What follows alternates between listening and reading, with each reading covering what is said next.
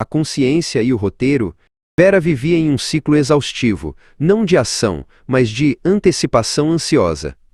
Seus pensamentos eram invariavelmente dominados por condicionais pessimistas, questionamentos corrosivos que minavam qualquer alegria potencial antes mesmo de ela florescer.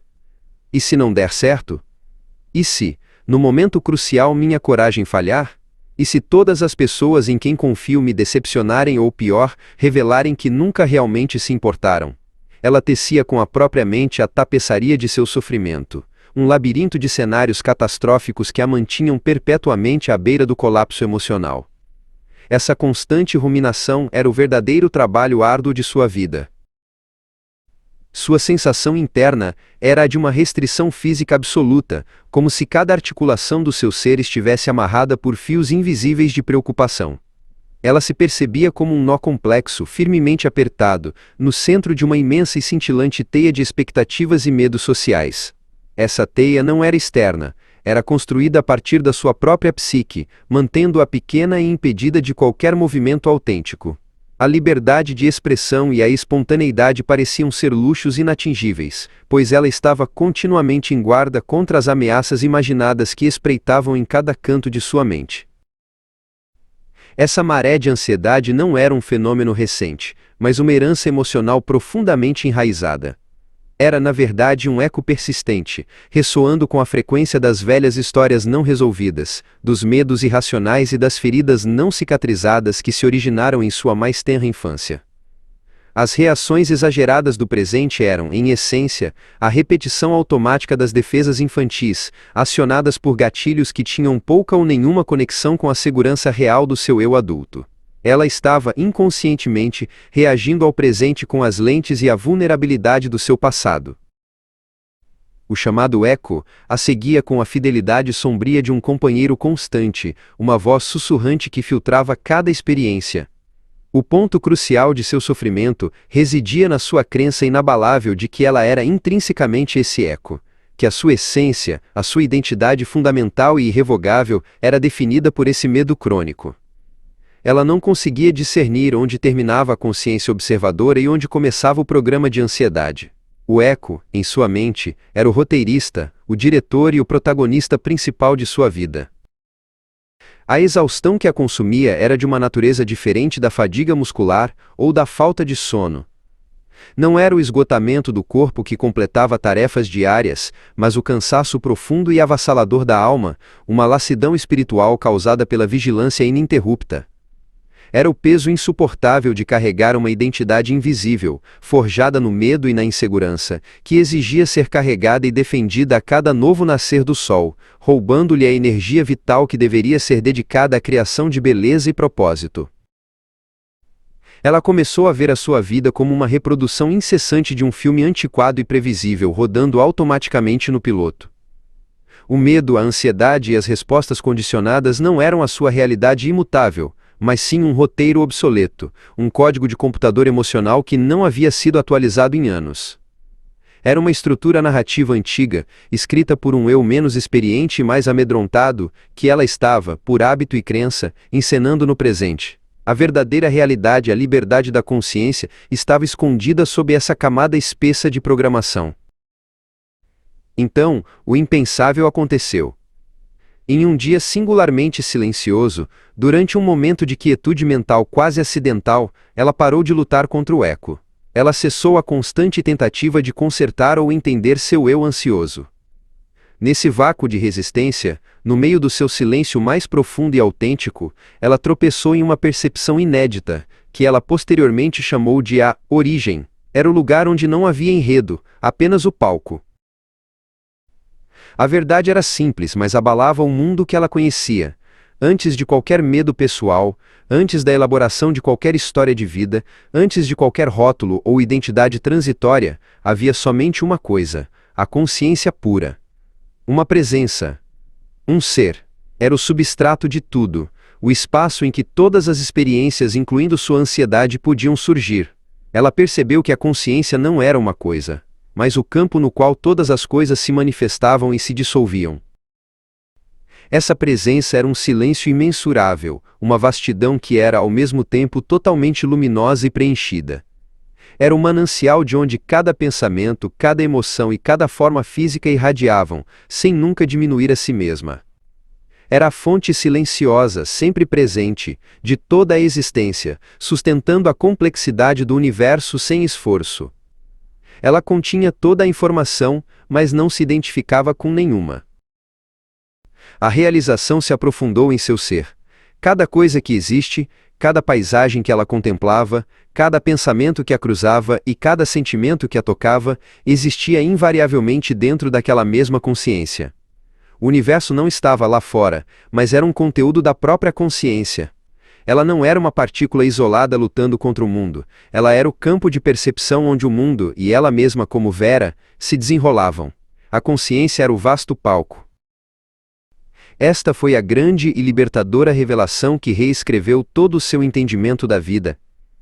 Ela compreendeu, com uma certeza que a inundava de calma, que a identidade fundamental que ela estava buscando não era o nó ansioso, nem a teia emaranhada. Ela não era o conteúdo, mas o recipiente.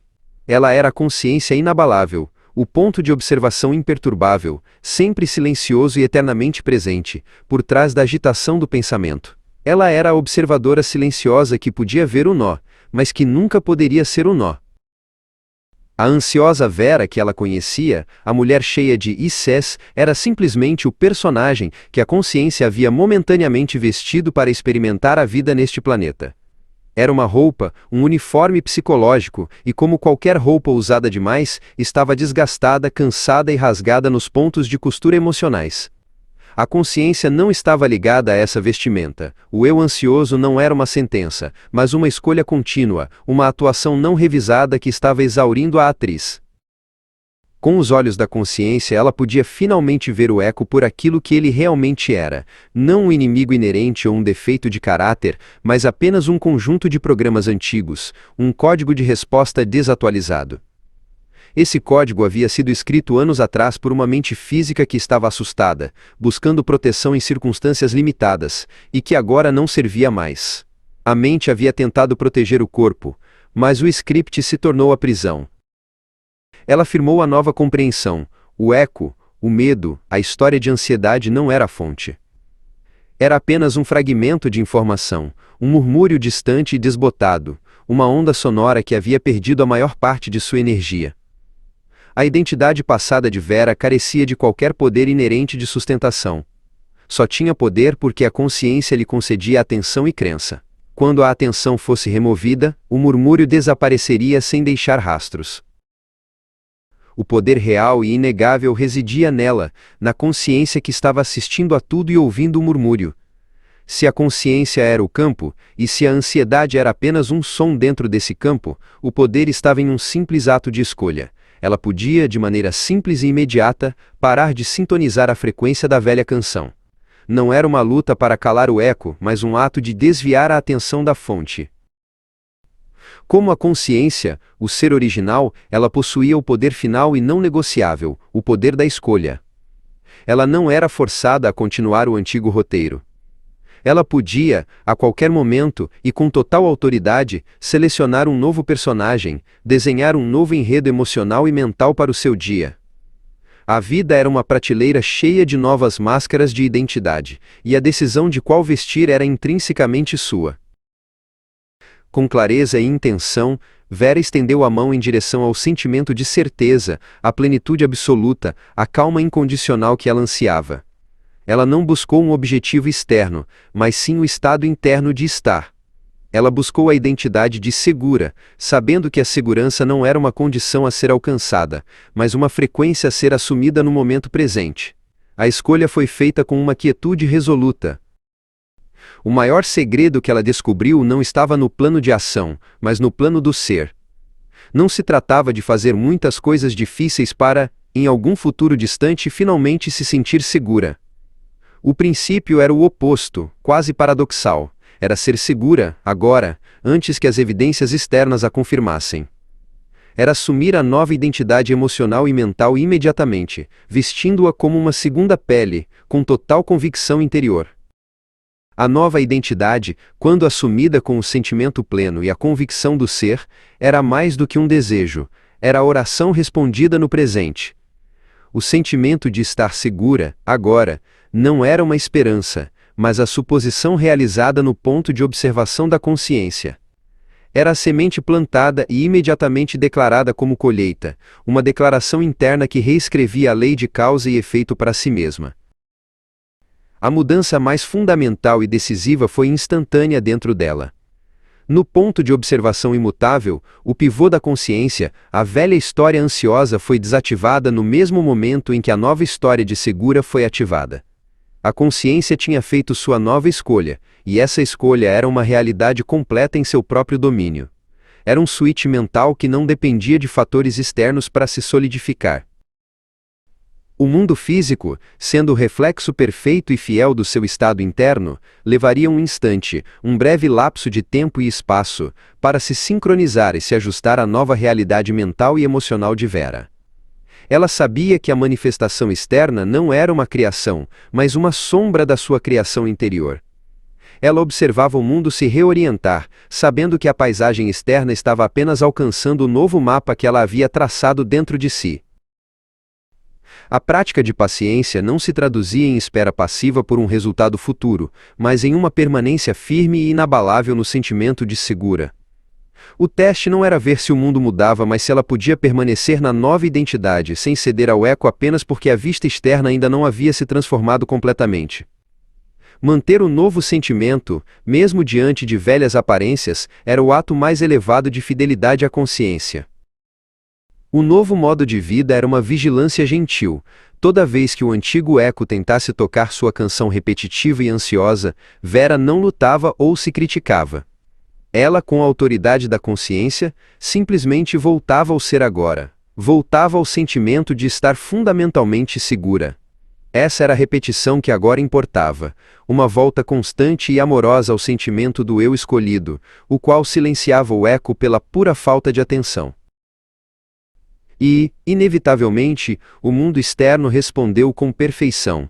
As situações externas que outrora causavam picos de ansiedade e pânico perderam gradualmente sua força magnética.